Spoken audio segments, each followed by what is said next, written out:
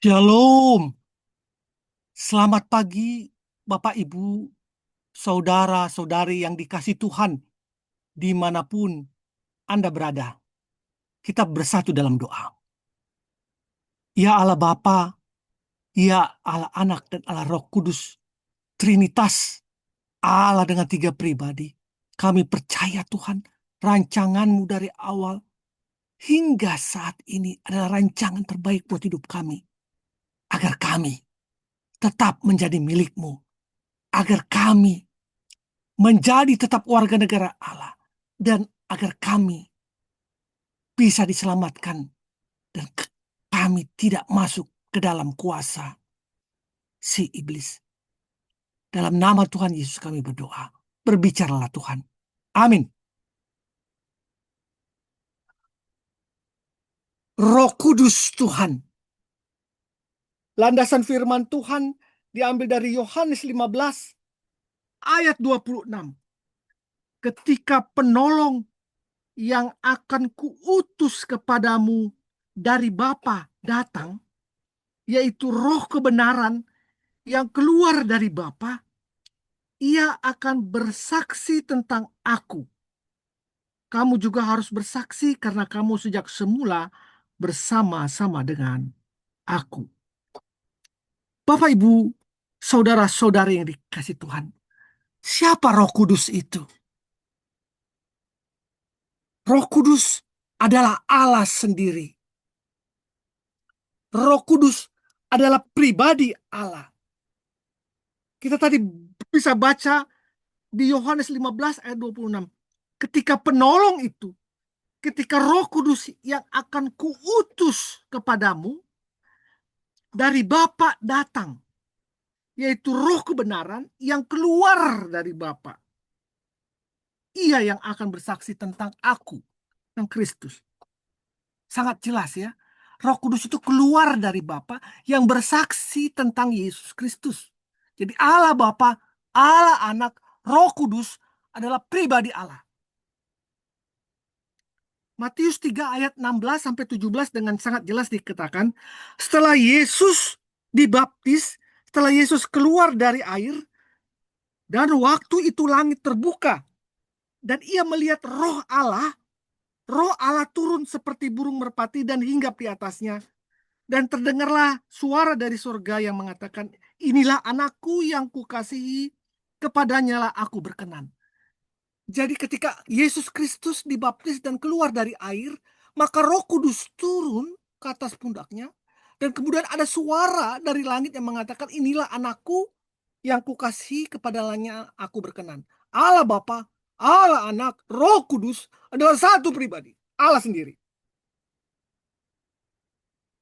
Sekarang menjadi pertanyaan, ketika Yesus naik ke surga, dia tidak membiarkan kita sendiri.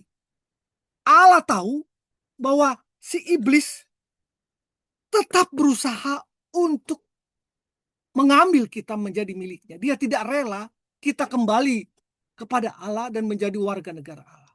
Iblis terus berusaha. Itulah sebabnya Allah sangat mengetahui hal ini. Maka Allah tidak membiarkan kita. Dia kembali dalam bentuk roh kepada setiap manusia. Karena dia tahu pertandingan kita di dunia ini sangat berat.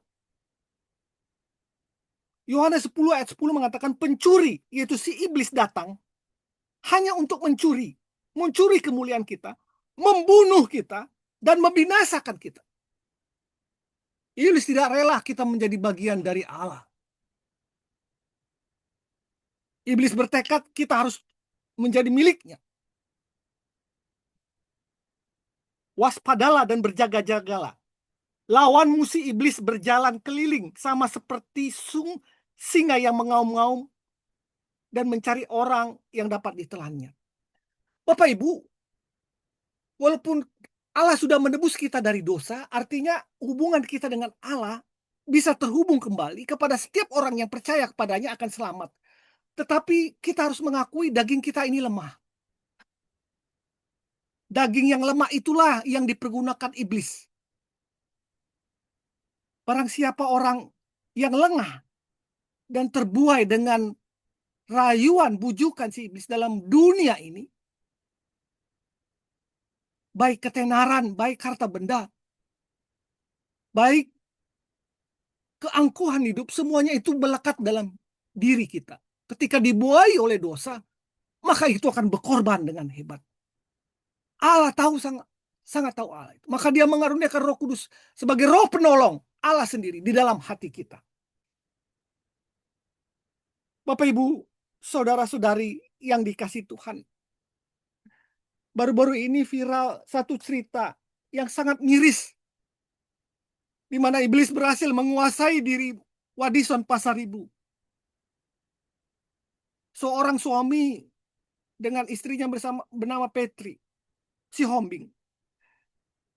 Dia membunuh istrinya karena sudah dikuasai oleh iblis. Satu keluarga yang harmonis, satu keluarga yang saling menyayangi tadinya dengan dua anak yang lucu, 5 tahun dan 7 tahun. Tetapi Wadison dikuasai oleh iblis pada waktu itu. Dia terpicu dengan wanita Sileban, wanita lain. Dan akhirnya dia merasa bahwa dia tidak mencintai lagi istrinya yang dipersatukan oleh Allah. Dan dia berencana untuk membunuh, dan terjadilah pembunuhan itu. Waspadalah dan berjaga-jagalah, lawan musuh iblis berjalan keliling.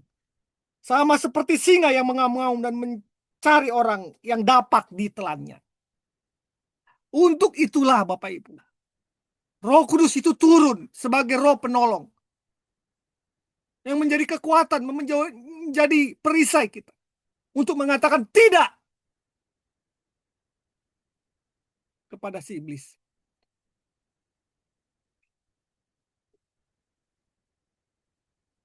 Bapak Ibu, saudara-saudari yang dikasihi Tuhan.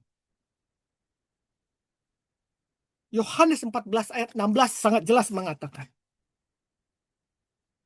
dia memberikan seorang penolong untuk menyertaimu selama-lamanya. Roh Kudus itu pribadi Allah sendiri.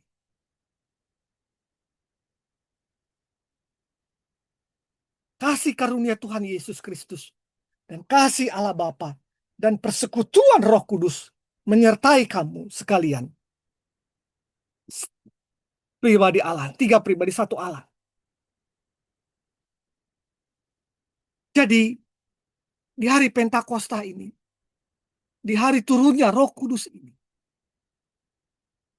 terimalah, teruslah berada di dalam pimpinan Roh Kudus. Dengarlah suara hati Roh Kudus itu. Lawanlah si iblis dengan iman yang teguh bersama Tuhan. Jangan mendustai Roh Kudus. Dia Allah. Di dalam pertandingan hidupmu, engkau perlu Tuhan. Engkau perlu Roh Kudus. Teruslah berhubungan, teruslah berkonektivitas dengan Tuhanmu, dengan Allahmu. Berdoa dengan sungguh-sungguh. Bersaat teduh dengan sungguh-sungguh. Karena si iblis pun dengan sungguh-sungguh siap berjalan keliling untuk menelanmu.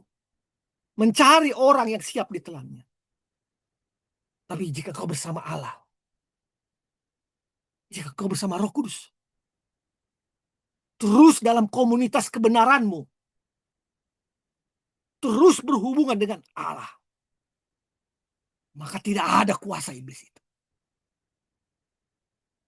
Tidak ada iblis itu. Yang ada adalah Tuhan bersama engkau.